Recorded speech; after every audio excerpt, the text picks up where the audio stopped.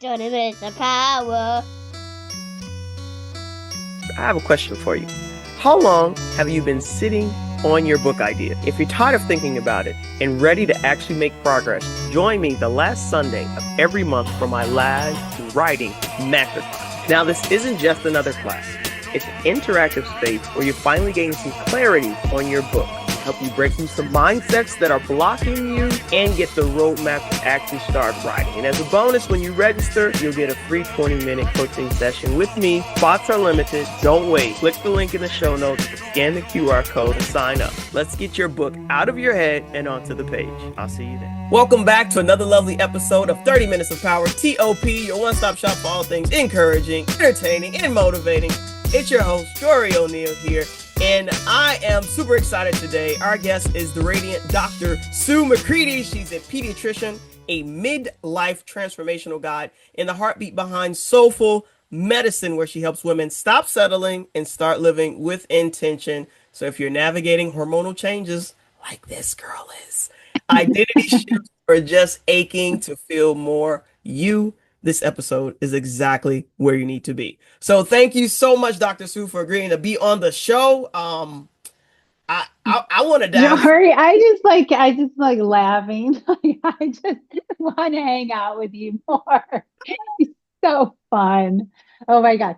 I don't know. We're going to talk about the quiz, but I'm going to guess like you're an inspirational mama. So we'll see.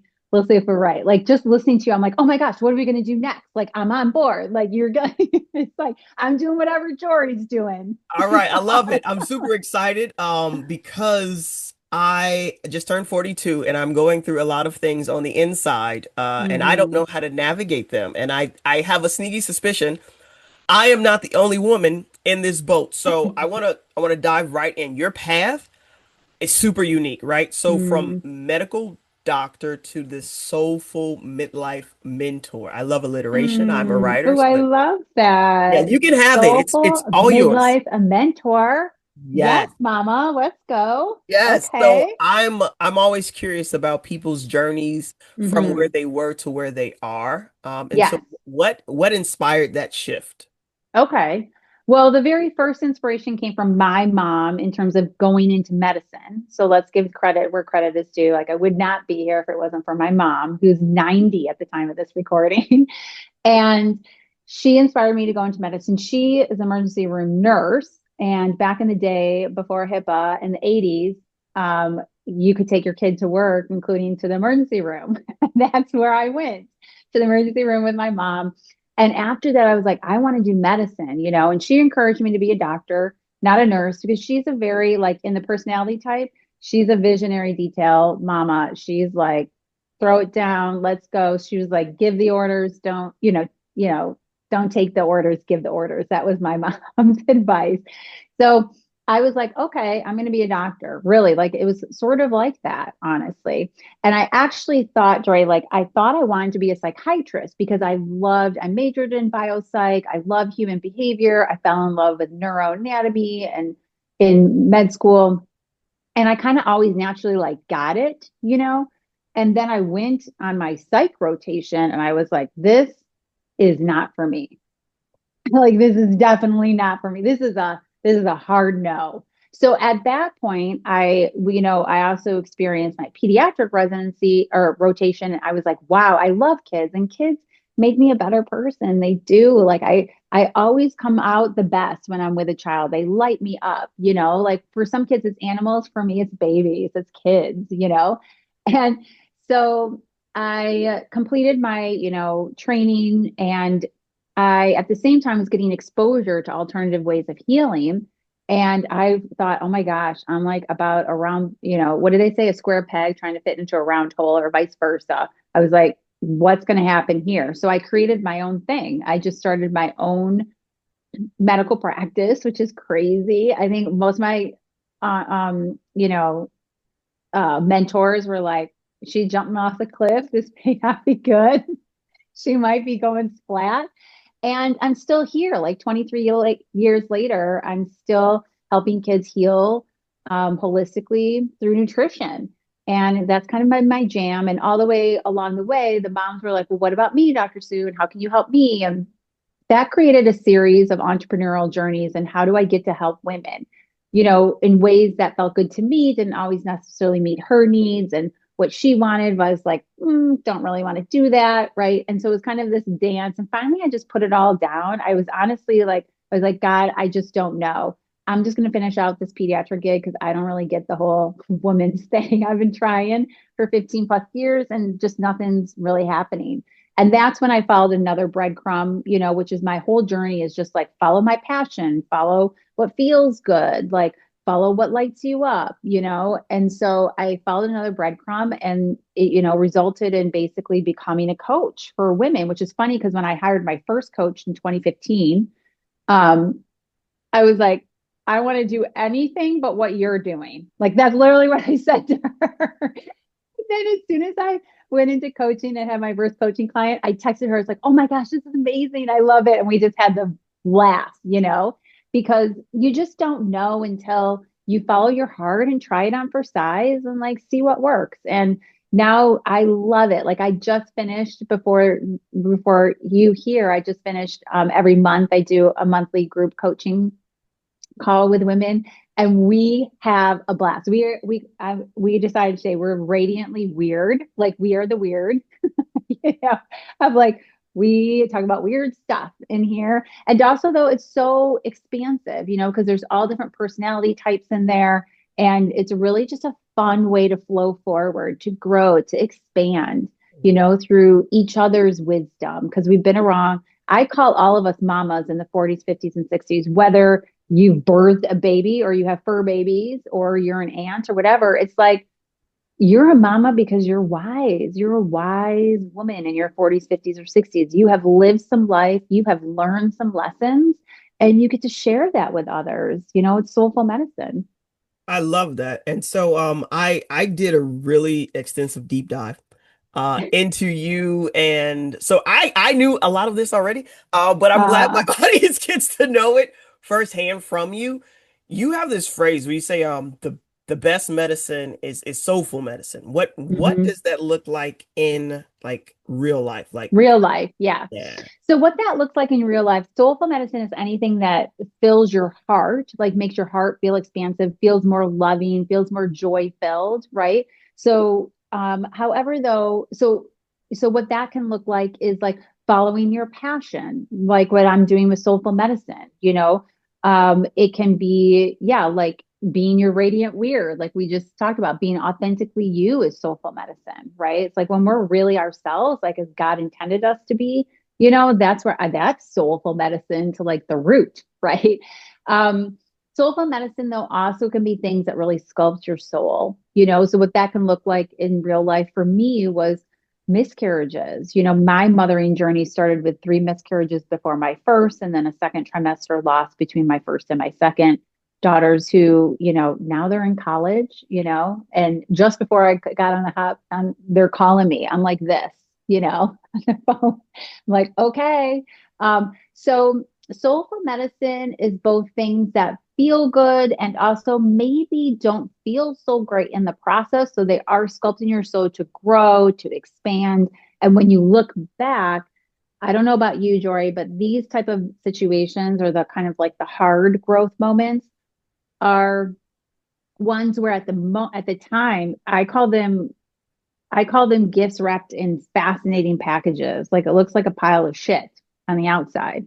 But when you like go in and you really learn what's to learn there, right? It transforms into something that you can actually give to others. So with my miscarriages, I actually learned a really key thing in medicine that I won't go into now about my own health that now translates to me being able to help hundreds and thousands of children with this issue that I have, but looks a lot of different ways in terms of symptoms. And I just think, God, what a great gift you gave me.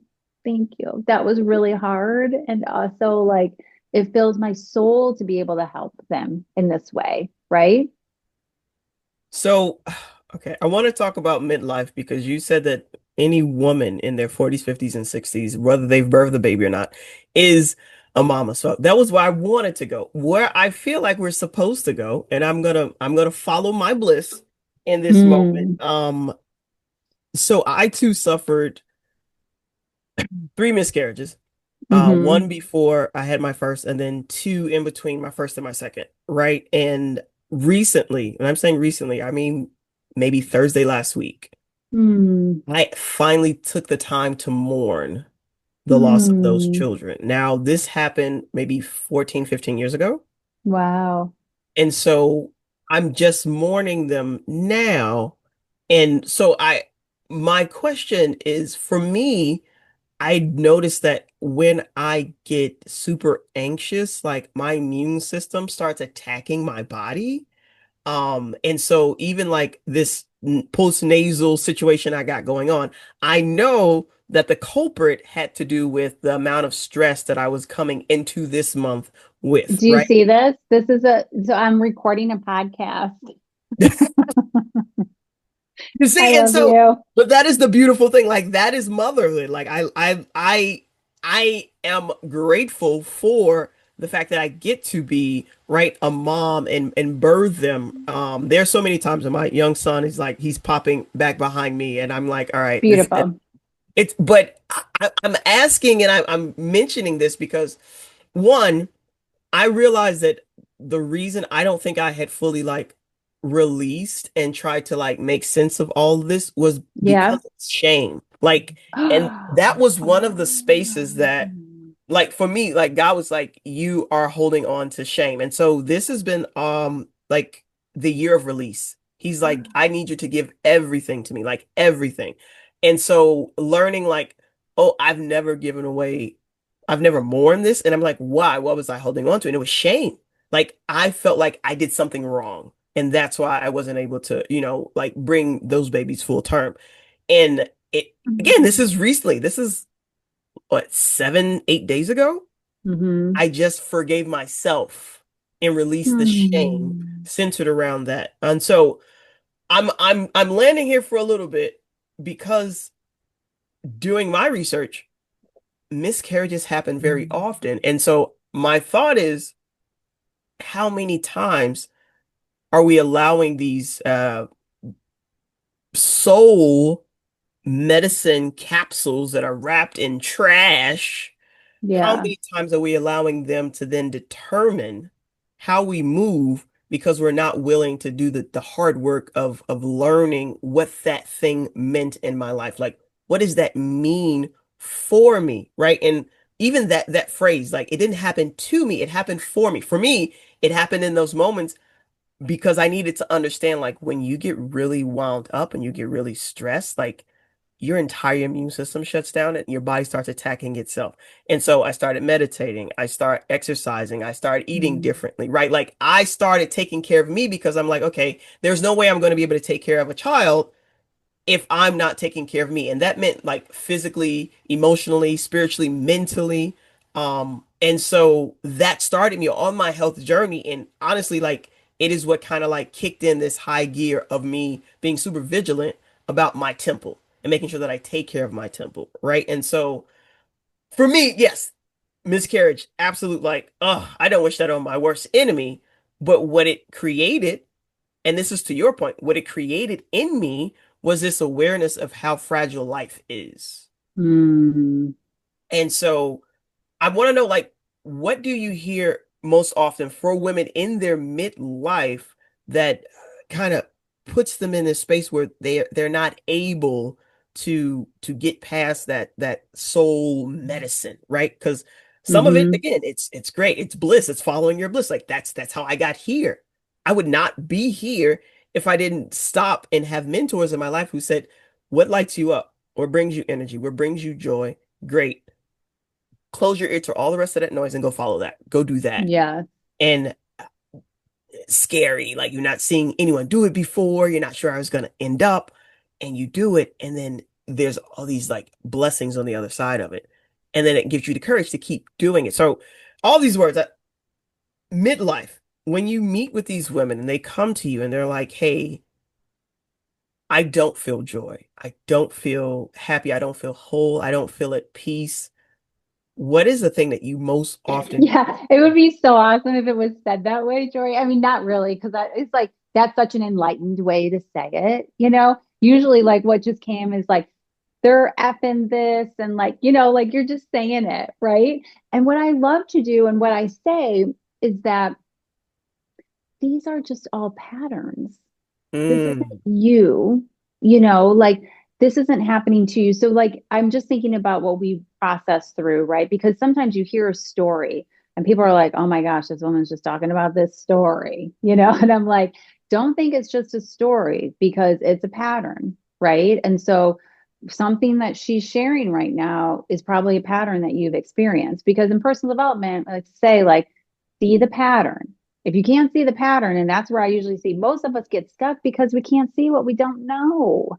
It's hidden, right? And so we're just like blind to it. Mm. So it's really about see the pattern and then, use the pattern instead of having the pattern use you. And then create a new pattern, sister, moving forward so we don't end up in this place again, right? And so I feel like with women, it can look like any story. Usually, what's happening though is you're starting to point fingers outside yourself. Like in this story, it's they're the problem, right? Versus how do you just say to come back and point the fingers at yourself and take full responsibility for how you co created this situation, right? Like taking full responsibility for your life. And one of the ways that I really love, and in this instance, help this woman do that is anytime we point a finger, when I point a finger at somebody else, they've taken my power. I've given my power to that Mm. person. Right. And so, I want my power back. So I'm going to do what it takes to get my power back. Right. And one of them is just seeing the pattern. So the pattern that came up today, is something that I talk about in the quiz that I share, which is the personality type of the giver mama. So I say like, we all have these patterns of behavior and you can think of them like we know these things from personality tests, like disc profile. Well, I created like a midlife personality version for moms because, it's creative and fun. And there's 4 major personality types. And so one of the patterns that came up tonight, there's the visionary mama, the inspirational mama, the giver mama, and the detail mama. And, you know, let me just go through them real quick. Visionary mamas like the Beyoncés of the world. They're like twirl on them haters. We bow down to them. Literally, we're like, oh my God, how are you so courageous? How did you just say that? Like we just so look at them like, wow. However, sometimes they bowl people over in the way, you Mm. know, allowing others to truly see into them beyond the mask and really be vulnerable, can be challenging for visionary mamas. And so they can really struggle with intimacy and relationships, right? Okay. The inspirational mama. The inspirational mama. I'm an inspirational mama. Like that's my biggest category. By the way, we all have these inside of us. It's just we generally kind of hover around one or two. And inspirational is one of my big ones. I think to Jory, I see a lot of inspirational in you. Like when you were doing the lead in, I was like, wherever Jory's going, I'm going. Like they're the people who are shiny and they're sparkly and they're fun and you just want to be with them because their energy is so positive, right? You usually go to them because they're going to share the silver lining in the situation, right? The problem that inspirational mamas can run into is there's lots of shiny objects everywhere. So they're like, oh my gosh, this looks fun. And I want to do that. I want to do this. And I want to do that. And all of a sudden their energy is all dispersed, and they're not really moving forward in flow. And then the giver mama is like she sounds like most what really like kids often bring out the giver mama in us. It's just like whatever you need. I mean, come to my bosom. She listens to you. She holds you.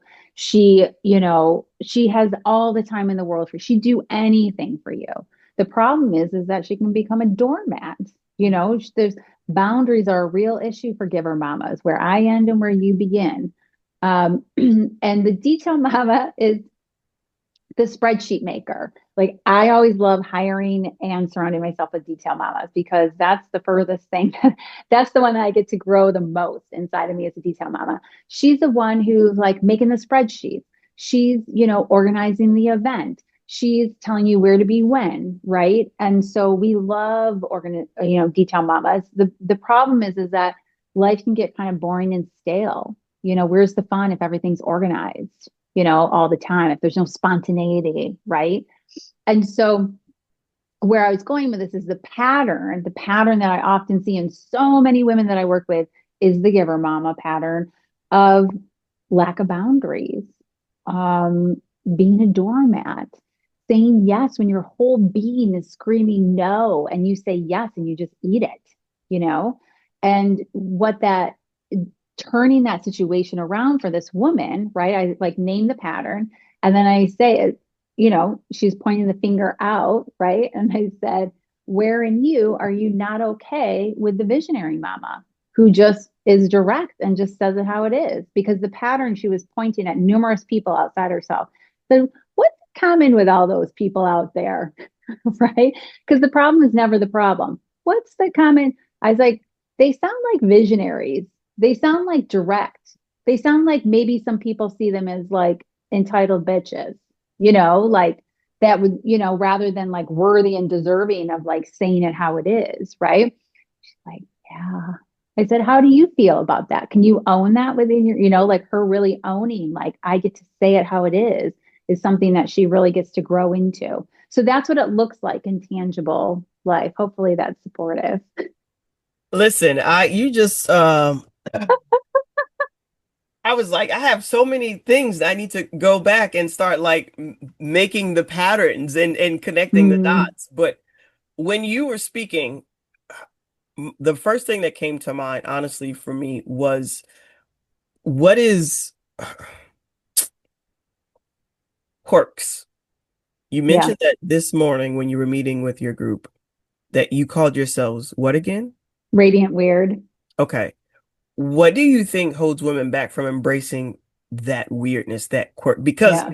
it's probably the same thing that prevents them from taking accountability for hating on the visionary mama if they're a Mm, giver mama. You know what I mean? yeah. So, Hmm.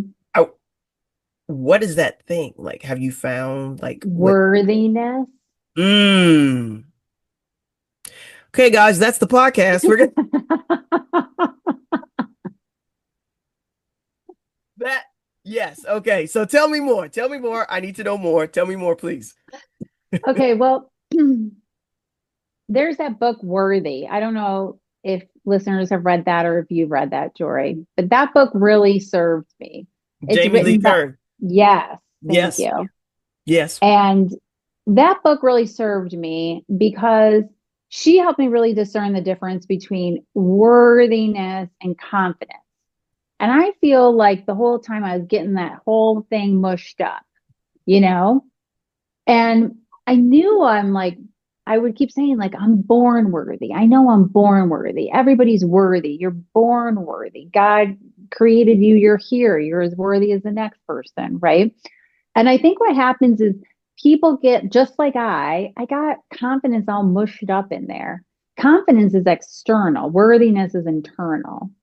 Confidence is built on reps and practicing and doing the same thing over and over and over again. And it builds your confidence, right? It's like, oh, I got that finally. Like when you've been mothering for decades, it's like, girl, I got this. Like, I know what I'm doing here, right? And so it's very different than worthiness. What happens with worthiness is that we're born worthy. However, during the whole developmental, right, we are sentient feeling beings that aren't able to fully process everything and, understand when we feel anger in the household, we don't we don't know how to process that. We may be making up stories, like belief like I'm the problem here. Mom and dad got divorced because of me, where it actually has nothing to do with you, right?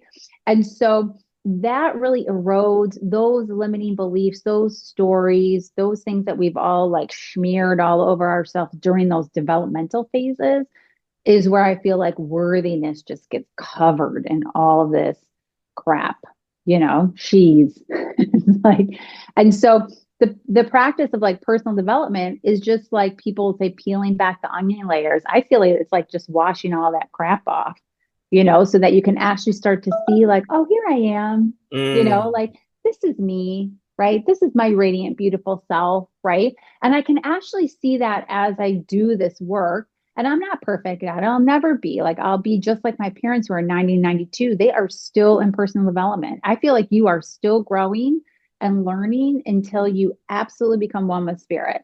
Like it doesn't matter if you're can't talk or can't hear, like you're still in there, like figuring it out, right?